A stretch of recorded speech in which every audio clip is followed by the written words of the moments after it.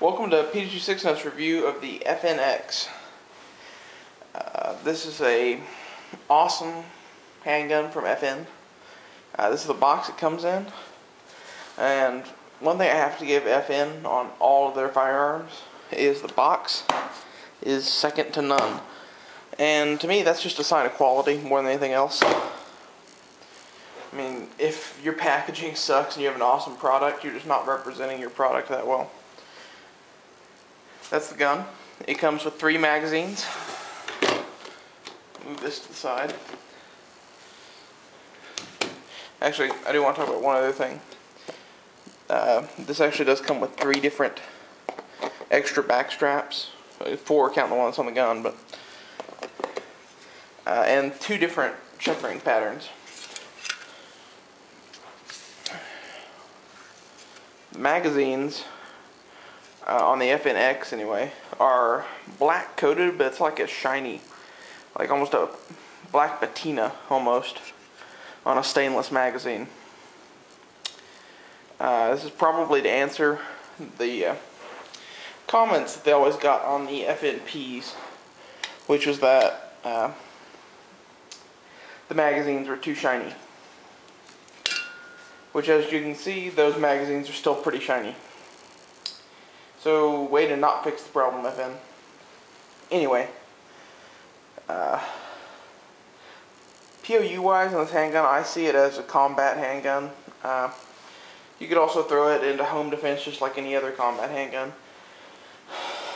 Because of its weight, I would say concealed carry, but that's debatable. It's awful big.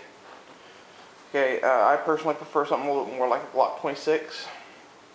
I think if they made a subcompact version of this gun that took the magazines of its bigger brother, I would not own a Glock 26. I would have an FNX and the FNX subcompact, but they don't make that. So,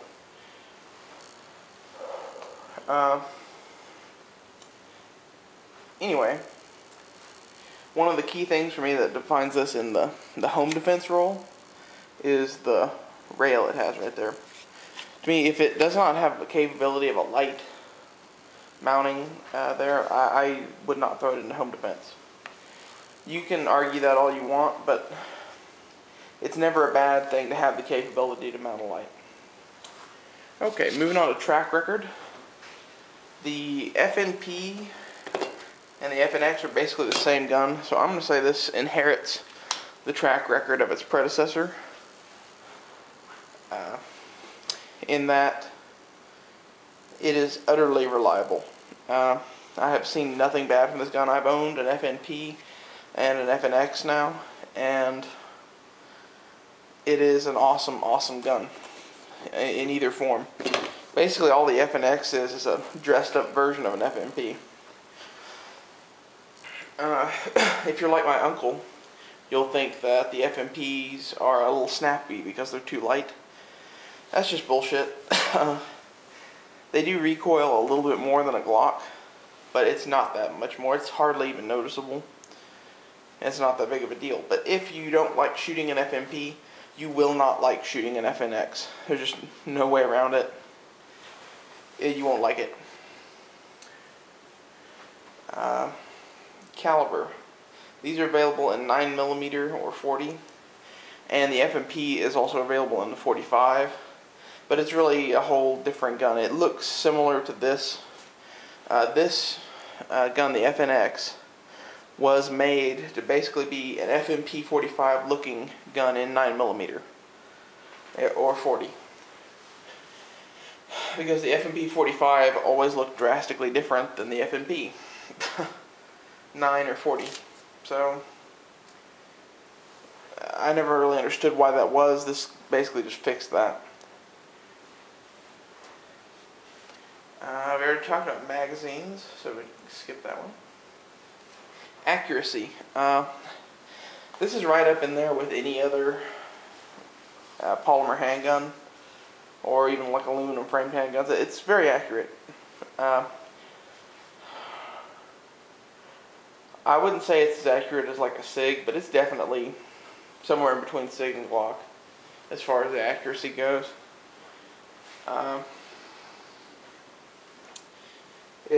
In this gun, to me, it can hit a human being at 25 yards. That's all I'm asking it to do. So I'm not really that focused on shooting itty bitty groups with it.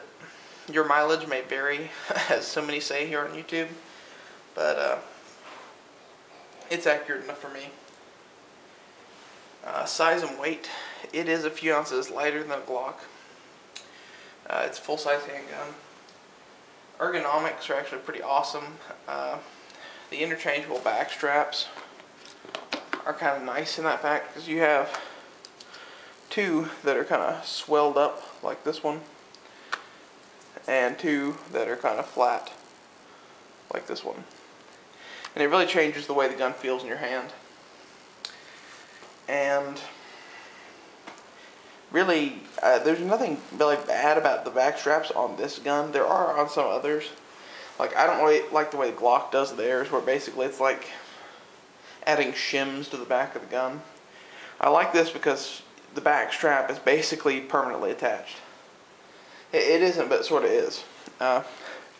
You press a pin through that tiny hole there and it slips off. And it's pretty solid on there otherwise. You'll hear a lot about people talking about how it moves back and forth. I've never really found that to be an issue, and honestly, if I was keeping this gun, I would probably JB weld the one I liked in place. Okay, materials, it's polymer and steel. Variations. Two variations on this gun are the FNP, which is the predecessor, and the FNS, which is the striker-fired version of this gun. This gun is a double-action, single-action, meaning every time you go to pull the trigger, it will draw the hammer back and fire. But after each subsequent, for each subsequent shot, it'll be locked back like that in single action. Anyway, the other one, the FNS, is a striker-fired pistol. And that basically is like a Glock. And personally, for me, that handgun has no purpose. I really would not buy that gun, because basically, in my mind, if you're going to buy a striker-fired gun, you should go get a Glock. The whole point of this gun is that it is like having a SIG Beretta style action in a Glock type pistol. That's why it's cool. Why would you get rid of the main difference? A couple things I don't like about this is on the FNP, you could just take this lever here and twist it down, and it would rotate all the way, and this would slide off. They have fixed that. You cannot do that on this. You have to draw the slide back to the cutout. Another thing I didn't like about my FNP and this FNX, because the FNP I had was a USGI, which had the safety, as does this. Basically, it is a 1911 style thumb safety that went on. Keeps the gun from working. You can carry it cocked and locked, and when you have it like that and press it down, it is a decocker. It's fairly easy to use and self-explanatory. I don't like safeties on guns. It's one of the big reasons I'm selling this. And don't ask about buying it. By the time this video posted, it will be sold. Anyway, sorry I had to add that, but there are always jokers who are going to ask. So, other reasons I'm selling the gun is, honestly, I don't really like the way the magazines are retained. They have this little tiny shelf. I'd rather have the cutout and not have it left-right swappable. So that's why they do that. It's like an H&K or a, I think Walther does the same. Or actually, I honestly can't remember. I think they did. But you can press either side of that button and remove the magazine. It's kind of cool, but for a right-handed shooter, it's pointless. If this was from a left-handed point of view, this would be the best gun on the planet, because every control is mirrored perfectly. Actually, the best gun on the planet would be one made for a left-handed person, but this is as good as it gets, pretty much left-handed guns wise. Other things I like about this gun is the accessories it comes with. I mean, what other gun do you buy nowadays that comes with 3 high-cap magazines? Besides maybe a Glock. And that's only if you buy the 4th gens. If you buy a 3rd gen, you're only getting 2 magazines.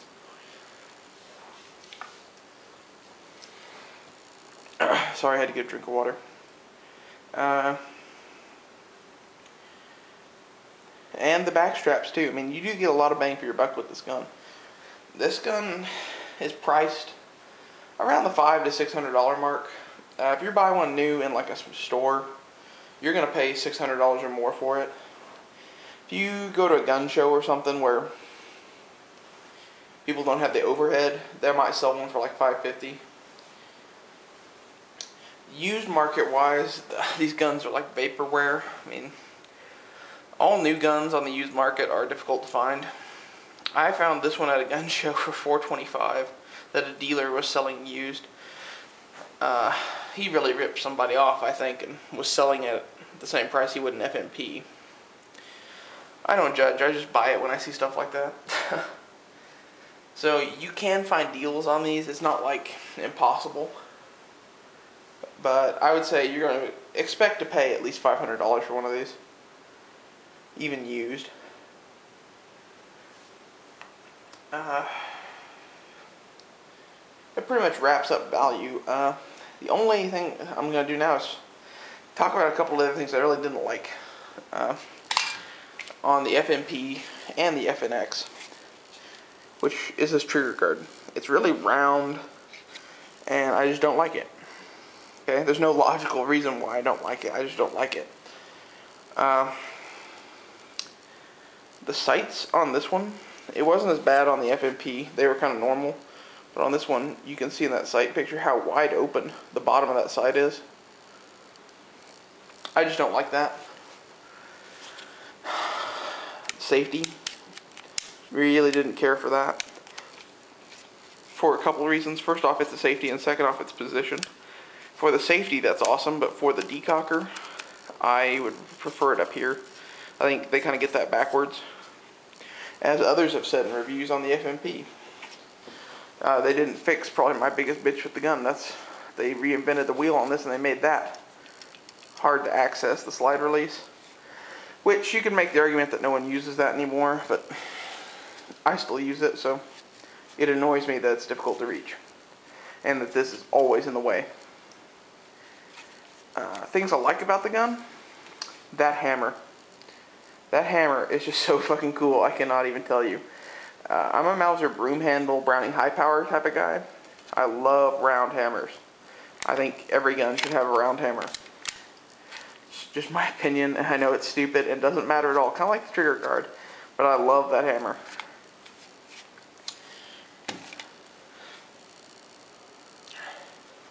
Now, if you're wondering, should I buy this gun?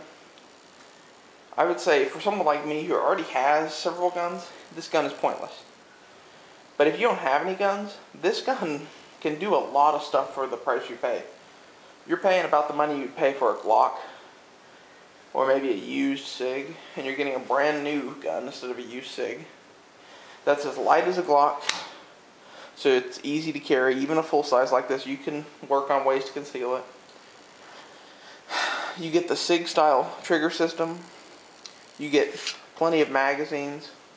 3 is enough. I would prefer to have at least 6, because that way you have 2 sets. But, you know, it's enough. And really, for a first gun, you cannot beat this handgun.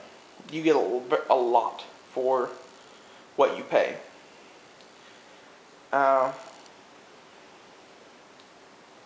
There's one other thing that annoyed me about this. I almost forgot it. And that is the fact that when I put my TLR1 on here, it sticks out like that far. Because you can only put it on this last notch. And it's way too big for the gun. So I don't know why FN doesn't make their rail a little bit longer, make their slide a little longer. Because honestly, as far as concealability goes, this dimension does not matter. If this is 6 inches or if it's 4 inches, it doesn't really matter. That's just my 2 cents and my opinion. But, you know, it's in this dimension that you print. I would actually like to have more barrel length in a lot of guns.